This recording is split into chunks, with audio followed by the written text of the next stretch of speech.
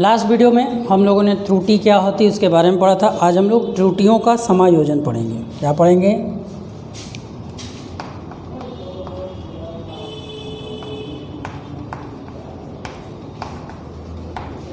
त्रुटियों का समायोजन मतलब कॉम्बिनेशन ऑफ एरर। चलिए मान लीजिए सबसे पहले हम लोग बात करते हैं, अगर कोई दो संख्या है उसको आप जोड़ रहे हैं या घटा रहे हैं, दोनों के लिए आंसर सेम आता है। चलिए मान लीजिए कोई एक z नाम का संख्या है जो कि a और b पर निर्भर करता है। z नाम की एक संख्या है जो कि भौतिक राशि फिजिकल क्वांटिटी a और b पर निर्भर करता है। और a और b को हम लोग क्या करते हैं? a और b को हम लोग क्या करते हैं? जोड़ते हैं। a और b को हम मेज़र करते हैं। सीधी सी बात है, अगर हम किसी वैल्यू को मेज़र करते हैं तो उसमें कुछ ना कुछ गलती आ सकती है, एरर ज़रूर आएगा। बिना एरर के कुछ होता नहीं है, एरर ज़रूर आएगा। मान लीजिए आपने a को मेज़र किया, तो a की जो गलती आई वो क्या होगी बेटा? डेल्टा a के बराबर होगी। मान लीजिए आपने b को मेज़र किया तो b की भी गलती आपकी डेल्टा b आई, प्लस माइनस आपको याद होगा कि मैंने बताया था कि इसी प्रकार लिखा जाता है, इसी प्रकार लिखा जाता है। तो जब हम a और b को नापे हैं, जब उनमें गलती आई है तो क्या उसको हम ऐड या सब्ट्रैक्ट करेंगे तो उसमें गलती आएगी कि नहीं आएगी? बिल्कुल आएगी। तो इसका मतलब हुआ कि जो z की वैल्यू, मान लीजिए जब a और b को जोड़ा तो हमारा ये आया, तो इसका मतलब z जो होगा, जो आपका z हैगा, z में मान लीजिए वो गलती आई है डेल्टा z। मान लीजिए z में वो गलती कितनी आई है? Delta z। z का ऑफिशियल वैल्यू है, z का real value a plus B के जोड़ने से आएगा। लेकिन चूंकि a को हमने मेज़र किया तो उसके अंदर भी गलती मिली, b को मेज़र किया तो भी हमें गलती मिली। तो जब दोनों गलत चीज़ों को भी जोड़ेंगे तो कुछ z में भी तो गलती आएगी। तो अगर हम z प्लस डेल्टा z की बात करें तो वो किसके बराबर का? a plus minus delta a के plus b plus minus delta b के बराबर होगा कि नहीं होगा? अब चलिए एक काम करते हैं, z plus minus delta z is equal to a को और b को एक साथ ले लीजिए और plus minus delta z, plus minus common लेंगे तो यहाँ पे आपको डेल्टा a मिल जाएगा और ये आपको क्या मिल जाएगा? डेल्टा b मिल जाएगा। ठीक है, समझ में आ रहा है? अब यहाँ पे अब देखिए, यहाँ पे ध्यान दीजिए, अभी हमने आपको बताया जो z की रियल वैल्यू है, z की जो रियल वैल्यू है वो किस पर डिपेंडेंट है? a प्लस b पर है। z की जो रियल वैल्यू है a प्लस b पर डिपेंडेंट है। किस पर डिपेंडेंट है? a प्लस बी की। देखिए ये जो वैल्यू थी गलती के कारण थी, लेकिन रियलिटी में z की वैल्यू किस पर निर्भर है? a और b के एक्चुअल वैल्यू पर, और जो हमने a और b लिखा वो इसके एक्चुअल वैल्यूज़ हैं। तो यहाँ पर z की जगह, मतलब यहाँ पर हम a प्लस बी की जगह z लिख सकते हैं। तो आपका हो गया z plus minus delta z, और यहाँ a प्लस बी बदल कर क्या कर दिया हमने? z के रूप में बदल दिया, और यहाँ आपका plus minus delta a plus delta b आपके सामने प्रेजेंट हो गया। z से z क्या हो गया? कैंसिल आउट हो गया। अब आपका मिल गया plus minus delta z is equal two plus minus delta a plus delta b आपके पास आ चुका है। Plus minus delta a plus delta b आपके पास आ चुका है। अब ये कट गया तो आपको क्या मिला? डेल्टा z बराबर delta a plus delta b। इसका मतलब क्या हुआ?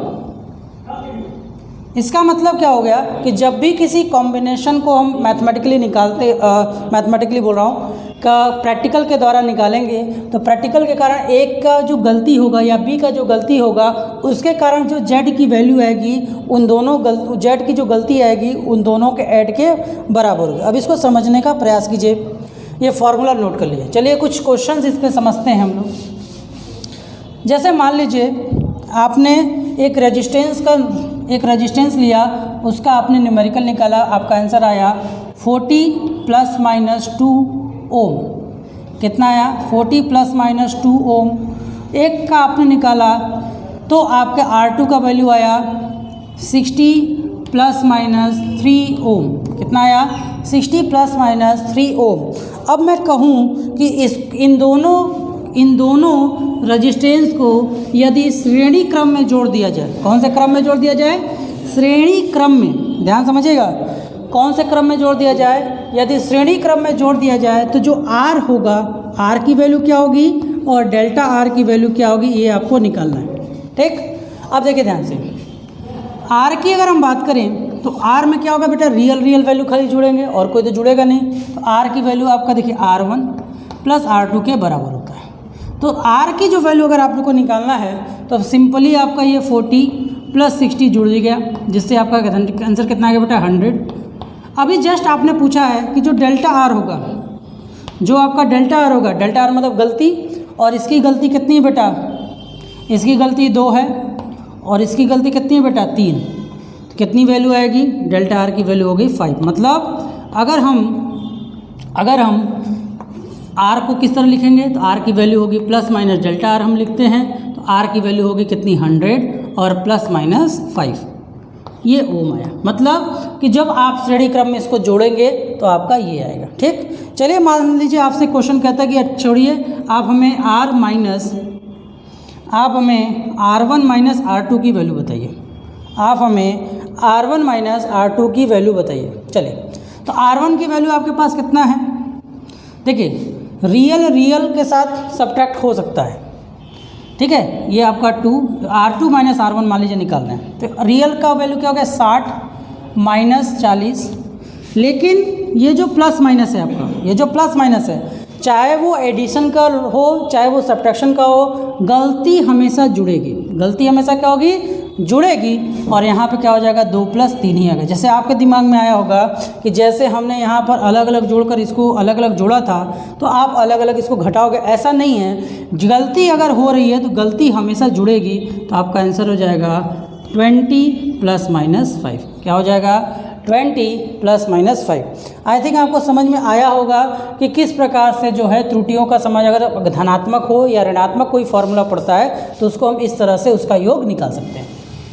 चलिए मानते हैं कि अगर कोई त्रुटि गुणनफल के रूप में या डिवाइड के फॉर्म में हो तो क्या होगा। अगर कोई त्रुटि गुणनफल और डिवाइड के फॉर्म में हो तो क्या होगा। चलिए मान लेते हैं z एक संख्या है जो दो संख्या प्रायोगिक संख्या a और b के गुणनफल पर निर्भर करता है। z एक संख्या है जो a और b के प्रायोगिक गुणनफल पर निर्भर करता है, ये इसकी रियल वैल्यू है। और a को जब हमने मेज़र किया तो a की value I plus minus delta a plus minus delta आया होगा। और b का जब हमने प्रयोग किया तो हमारा आंसर डेल्टा बी। प्रयोग के आधार पर हमेशा एग्जैक्ट आंसर नहीं मिलता है, बहुत रेयर केसेस में एग्जैक्ट हमेशा जो भी वैल्यू निकालता है उसका एवरेज वैल्यू निकाला जाता है। अब देखिए जब ये दोनों गलती आए तो इनके कॉम्बिनेशन का भी गलती आएगा, और वो गलती क्या होगी, मान लीजिए वो गलती आपका डेल्टा z है। तो z और डेल्टा z जब गलतियाँ मिली तो उसको लिखने का प्रोसेस क्या होता है, z डेल्टा z। चूँकि हमने आपको बताया कि ये किस पे निर्भर है, कॉम्बिनेशन जो इनका मल्टीप्लाई का है, तो मल्टीप्लाई का कॉम्बिनेशन मतलब a plus minus delta a, और यहाँ क्या हो जाएगा मल्टीप्लाई है b plus minus delta b। चलिए कॉम्बिनेशन आपको पता चल, क्योंकि यहाँ देखिए वहाँ हमने प्लस किया था, यहाँ हम क्या कर रहे हैं माइनस। क्यों माइनस कर रहे हैं, क्योंकि हमें वहाँ हमने प्लस की माइनस किया था, यहाँ पे हम मल्टीप्लाई करेंगे। क्यों मल्टीप्लाई करेंगे, क्योंकि ये जो वैल्यू इसके मल्टीप्लाई पर निर्भर है। अब चलिए मल्टीप्लाई a का b से मल्टीप्लाई करेंगे आपको a भी मिल जाएगा, a का डेल्टा b से मल्टीप्लाई करेंगे तो आपको आंसर क्या मिलेगा, plus minus a delta b। फिर अब इसकी बार ये इससे मल्टीप्लाई करेगा तो क्या मिलेगा, plus minus b delta a, और ये इसके साथ मल्टीप्लाई करेगा तो प्लस माइनस डेल्टा a और डेल्टा b आपको मिलेगा। ठीक है, ये आपकी किसकी वैल्यू है, z plus minus delta z की वैल्यू है। आप थोड़ा ध्यान दीजिए, जो ये डेल्टा ए और डेल्टा बी जो गलती होती है इतनी बड़ी गलती नहीं होती जितना आप सोच रहे हैं, ये बहुत माइनर सी गलती होती है, ये बहुत माइनर सी गलती होती है। इसलिए हम इस पार्ट को नेगलेक्ट कर देते हैं, इस पार्ट को हम लोग क्या कर देते हैं, नेगलेक्ट कर देते हैं, जिसकी गलती का कोई भी मतलब नहीं होगा। तो अब आपके पास आया z plus minus delta z is equal to A B plus minus a delta b plus minus b delta a। ठीक, अब आपने क्या, अब यहाँ पे देखिए क्या करेंगे, एक ज़बरदस्ती का काम करेंगे। आप देख रहे हैं z की वैल्यू हमने क्या लिया था, रियल वैल्यू, z की रियल वैल्यू हमने a b के बराबर लिया था। तो अब इसका मतलब z की जगह ए बी भी रखा जा सकता है या ए बी की जेड से। तो हम क्या करें, दोनों तरफ जेड से डिवाइड कर दे रहे हैं। यहाँ भी जेड हमने लिख दिया plus minus delta Z divided by Z हो गया, ये प्लस माइनस। इधर आपको देखिए जेड की वैल्यू ए बी भी है, तो हम इधर जेड रखे तो इधर हम ए बी रख दे रहे, क्या फ़र्क पड़ता है, मतलब तो दोनों का सेम ही आएगा, कोई अंतर तो आने वाला है नहीं। यहाँ हमने प्लस माइनस ए डेल्टा बी अपॉन में ए डेल्टा बी अपॉन में ए डेल्टा बी अपॉन में A B plus minus B delta A upon में ए बी। यहाँ देख रहे हैं तो z से z कट गया, ए बी से ए बी कट गया, a से a कट गया, b से b कट गया। अब आपके पास क्या आया, plus minus delta z by z is equal to, यहाँ आपका यहाँ देखिए z से z कट के 1 आया, यहाँ से 1 यहाँ पे भी 1 आया, और यहाँ आपका आ रहा है प्लस माइनस, पूरा कॉमन ही ले लेते हैं, तो आपको क्या मिल जाएगा डेल्टा b बाई b, और यहाँ भी क्या बच जाएगा plus delta a by a। अब देखिए ध्यान से 1 से 1 क्या हो गया, कैंसिल हो गया। तो जब आपका 1 से 1 देख रहे हैं, जब आप देख रहे हैं कि 1 से 1 आपका क्या हो गया, कैंसिल हो गया, तो अब आपके पास क्या बच गया, delta z by z is equal to delta a by b, delta a by a plus delta b by b। आप क्या देख रहे हैं, पिछले बार जो जोड़ और घटाव किए थे उसमें हमारा एकदम परफेक्ट वैल्यू आया था, लेकिन यहाँ पर हमारा कौन सा है, सापेक्ष त्रुटि के रूप में आया है। अगर निरपेक्ष निकालना चाहते थे z को उधर भेज दीजिए, तो निरपेक्ष त्रुटि निकालने के लिए आपको क्या करना होगा, डेल्टा z बराबर delta a by a plus delta b by b के साथ आपको z का मल्टीप्लिकेशन करना पड़ेगा। z का मल्टीप्लिकेशन मतलब a और b का अगर आप मल्टीप्लाई कर दोगे तो आपका जो होगा निरपेक्ष जो है आपका मिल जाएगा। ठीक है, चलिए, तो ये थी संभावित त्रुटि जिसके आधार पर हम लोगों ने प्रश्नों पर सॉल्व किया। अब अगर इसी पर आपको क्या कहा जाए, बोला जाए कि इसकी प्रतिशत त्रुटि निकालिए, तो आपका ये वैल्यू आ जाए। प्रतिशत त्रुटि निकालिए तो आपका वैल्यू क्या आएगा, उसमें बस 100 का मल्टीप्लाई कर देंगे। अब देखिए एक और है जिस रूल को आप बस जान लीजिए। अब देखिए इसको खाली आप जान लीजिए कि z की वैल्यू अगर a के पावर n पे डिपेंडेंट हो, तो डेल्टा z बाई z की जो वैल्यू आएगी वो n delta a by a के बराबर आएगी। ठीक है, चलिए अब इस पर कुछ हम लोग न्यूमेरिकल करते हैं जिससे आपका क्वेश्चन बहुत क्लियर होगा। देखिए इस चैप्टर का इस क्वेश्चन में सबसे ज़्यादा अगर इम्पॉर्टेंट कोई सवाल है और सबसे सिंपल भी है वो प्रतिशत त्रुटि। मतलब आपको पूरे चैप्टर में सिर्फ और सिर्फ आपसे एक ही चीज़ पूछेगा और वो आपसे पूछेगा प्रतिशत त्रुटि। तो चलिए कुछ क्वेश्चंस पर हम लोग फोकस करते हैं। चलिए सिंपल सा एक क्वेश्चन लेते हैं। 1 मीटर लंबी छड़ की सहायता से 1 मीटर लंबी एक छड़ है, इसकी सहायता से किसी सड़क की चौड़ाई 20 मीटर नापी जाती है। एक छड़ है, इस छड़ की लंबाई 1 मीटर है, ठीक, और इससे 20 मीटर चौड़ा सड़क नापना है। कितना नापना है, 20 मीटर चौड़ा सड़क नापना है। इससे अधिकतम कितने प्रतिशत की त्रुटि हो सकती है। क्वेश्चन है हमारा कितने प्रतिशत की त्रुटि हो सकती है। अब देखिए छड़ अगर आपका 1 मीटर का है तो मान लीजिए 1 मीटर 1 बार, 2 बार, 3 बार, 4 बार, 5 बार, 6 बार, 7 बार गया होगा मान लेते हैं। अब हो सकता है कभी ऐसा सिचुएशन आ सकता है कि वो 1 मीटर पूरा ना, जैसे रोड की लंबाई कुछ ऐसी हुई हो, रोड की लंबाई क्या हो, कुछ ऐसी रही हो, समझ में आया। मतलब कि रोड की लंबाई में एग्जैक्ट पोजीशन ना हो, तो हमारा अल्पतमांक जो डंडा है वो 1 मीटर का, मतलब हमारे पास अगर गलती होने की चांसेस है तो वो 1 मीटर की ही हो सकती है। या तो हम 1 मीटर उसको ज़्यादा बताएंगे या तो हम उसको 1 मीटर कम बताएंगे, कभी भी उससे ज़्यादा गलती नहीं हो सकती। क्योंकि मान लीजिए आपका डंडा 20वीं बार घूमा और 20वीं बार रोड इतना बड़ा था और 20वीं बार में जब डंडा आपका गया तो डंडा इतना बड़ा हो गया मान लीजिए, तो आपका एग्जैक्ट वैल्यू नहीं आया। तो इसका जो अल्पतमांक होगा सबसे ज़रूरी होगा कि सबसे कम से कम गलती, तो अल्पतमांक इसका 1 हो गया, तो मतलब इसकी जो गलती होने की चांसेस है डेल्टा एल है वो आपका कितना है बेटा 1, अल्पतमांक 1 है। और इसका जो एल है वो कितना है बेटा 20 मीटर है। और आपसे ये पूछ रहा है आपसे ये कह रहा है कि इसका प्रतिशत त्रुटि कितना होगा। तो आपको पता है प्रतिशत त्रुटि निकालने के लिए हमको delta L by L into 100 करना होगा। डेल्टा एल की वैल्यू कितनी है 1 है, इसकी वैल्यू कितनी है बेटा 20 है, इंटू अगर हम 100 कर दें कैलकुलेशन करेंगे तो हमारा कितना आ जाएगा 5%। कितना आ जाएगा बेटा 5% की वैल्यू हमारी आ जाएगा। ठीक है, चलिए इसे नोट कर लीजिए। चलिए तो ये हो गया एक सिंपल सा क्वेश्चन जिसमें आपने किया। सबसे ज़रूरी है बेटा आपको लिस्ट काउंट के बारे में पता होना। लिस्ट काउंट के बारे में कैसे पता, चलिए मान लीजिए एक वस्तु है, मान लीजिए एक वस्तु है जिस पर आपको वैल्यू दिया है 3.085 kg।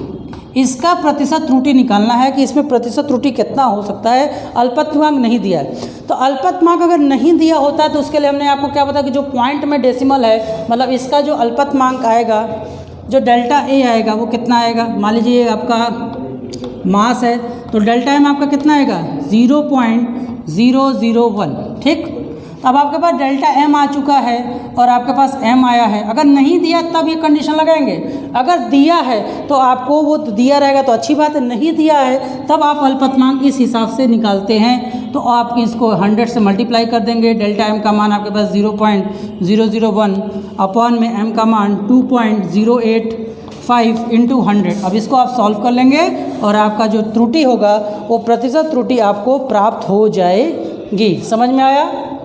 चलिए तो इस तरह से आपको क्वेश्चन को करना है जिससे आपका बड़े ही आसानी से क्वेश्चन हो जाएगा। चलिए कुछ और क्वेश्चंस भी हम लोग करते हैं जिससे आपका बहुत ही आसानी से आपको सारे टॉपिक समझ में आने लगेंगे। ठीक है, चलिए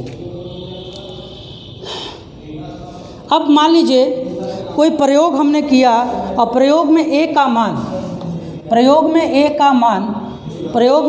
मान x के पावर, प्रयोग में x का मान जो है x के पावर 2, y के पावर 3 और z के पावर 4 आया है। x के पावर कितना आया है, x के पावर 2, y के पावर 3, z के पावर a अगर आता है तो a की अधिकतम भिन्नात्मक त्रुटि कितनी होगी। a की अधिकतम भिन्नात्मक त्रुटि या सापेक्ष त्रुटि कितनी होगी। ठीक है, ये आपको निकालना है। तो चलिए डेल्टा ए बाई, अगर हम a की बात करें, डेल्टा ए बाई a की बात करें तो देखिए यहाँ पर x के पावर कितना बेटा 2 है। तो देखिए इसका तो त्रुटि जो होगा वो x delta x by x आएगा, लेकिन जो इसका पावर है वो इसके साथ मल्टीप्लाई हो जाएगा।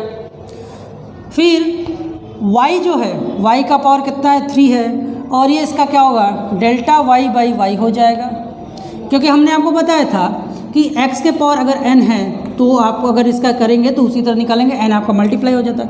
अब ये बटे में है तो आपको लगेगा कि हम माइनस रखा, नहीं बटे में है तब भी आप प्लस रखेंगे और यहाँ पे आपका रखेंगे 4 डेल्टा z बाई z आपका हो जाएगा। ठीक है, तो इस तरह से इसकी भिन्नात्मक त्रुटि हमारी निकल गई। अब यही अगर हमें इसकी प्रतिशत त्रुटि निकालनी है तो इसमें आप क्या कर दीजिए 100 का इधर मल्टीप्लाई कर दीजिए और 100 का इधर मल्टीप्लाई कर दीजिए, आपका प्रतिशत त्रुटि निकल जाएगा। चलिए जल्दी से नोट कर लीजिए इसे, फिर आते हैं नेक्स्ट क्वेश्चन पर।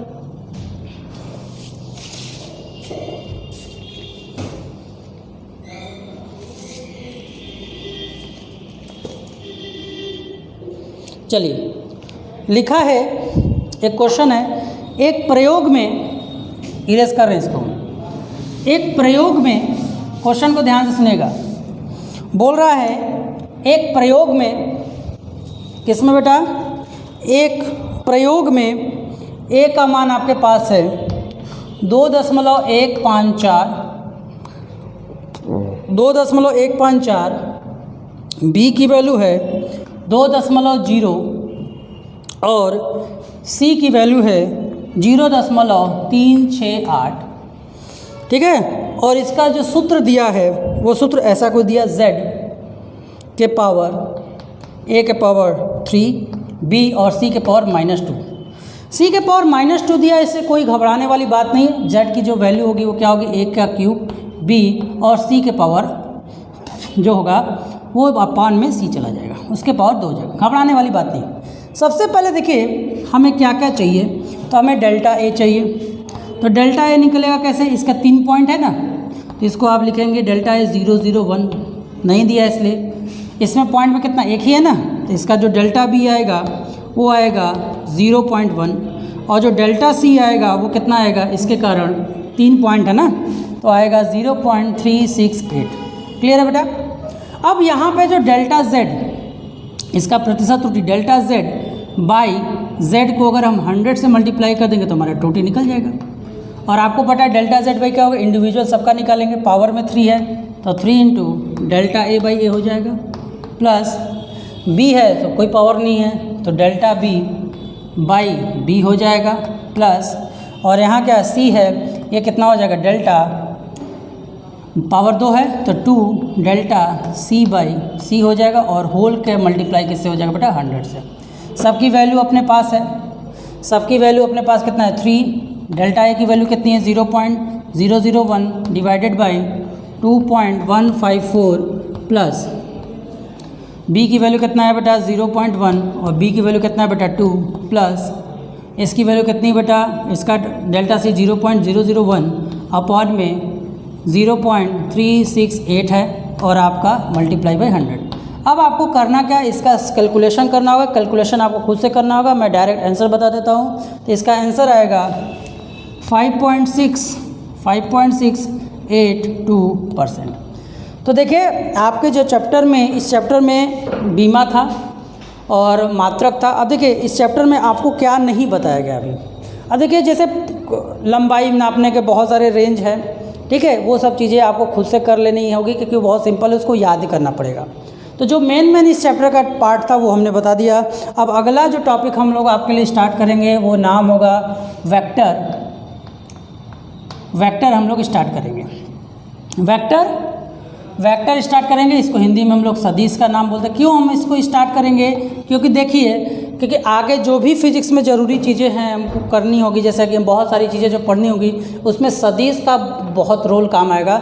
इसलिए हम गति चैप्टर जो इसके बाद का जो चैप्टर है वो मोशन है, मोशन इन स्ट्रेट लाइन, लेकिन हम मोशन इन स्ट्रेट लाइन के पहले हम स्टार्ट करेंगे सदिश को। ठीक है, इसको आप लोग अच्छे से पढ़ेंगे। धन्यवाद, इसे नोट कर लें।